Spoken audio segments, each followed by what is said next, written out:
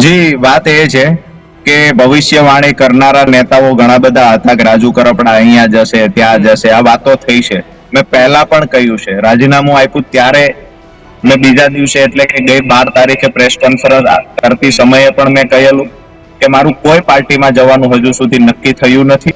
હું આજે ખેડૂતો માટે લડું છું અને ક્યારેય કોઈ પાર્ટીમાં નહીં જાવ આવું નિવેદન પણ મેં નથી આપ્યું.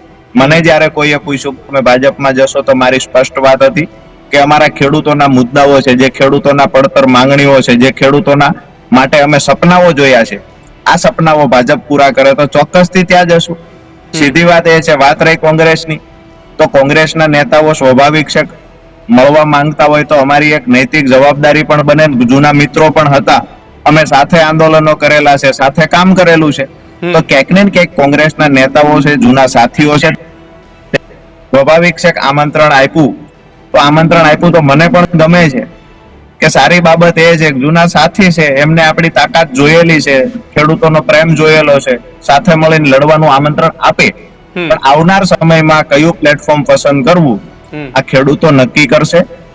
ક્યારેય અમે એવું નથી કહ્યું કે અમે કોઈ પાર્ટીમાં નહીં જોડાય. હું આજે પણ ખુલ્લા મંચ પરથી, આજે પણ ન્યૂઝરૂમના માધ્યમથી કહું છું, ભૂતકાળમાં કહી ચૂક્યો છું કે કુલડીમાં ગોળ ભાંગવાનો નથી.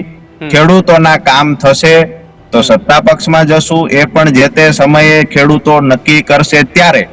અને જો નહીં થાય કામ તો સ્વાભાવિક છે કે વિપક્ષમાં રહીને જે જગ્યાએ તમે 2 દિવસ પહેલા જોયું હતું ત્યાં એમની સાથે મળી અને ખરેખર જો એવું લાગશે કે લડાઈમાં દમ છે તો એ મુદ્દે ખેડૂતો વિચારશે તો એ દિશામાં વિચારશું. અને ખેડૂતો માનશે કે બિનરાજકીય રીતે લડાઈ લડવી છે તો બિનરાજકીય રીતે લડશું. આમાં કોઈ જગ્યાએ આકર્ષણ છે, ફલાણી પાર્ટી સાથે નક્કી થયું, ફલાણી પાર્ટી સાથે, આવી કોઈ વાતો નથી. વાત એટલી છે કે પહેલા રાજીનામું આપ્યું ત્યારે ચલાવવામાં આવ્યું ભાજપ સાથે જોડાય છે. મારી તો ત્યારે પણ કોઈ મીટિંગ નહોતી થઈ. હું તો આજ ખુલાસા કરું છું કે મારી રાજકીય રીતે ચર્ચા કોઈ સાથે થઈ હોય તો એ કોંગ્રેસના નેતાઓ સાથે થઈ છે ને મારા જૂના સાથી મિત્રો હતા.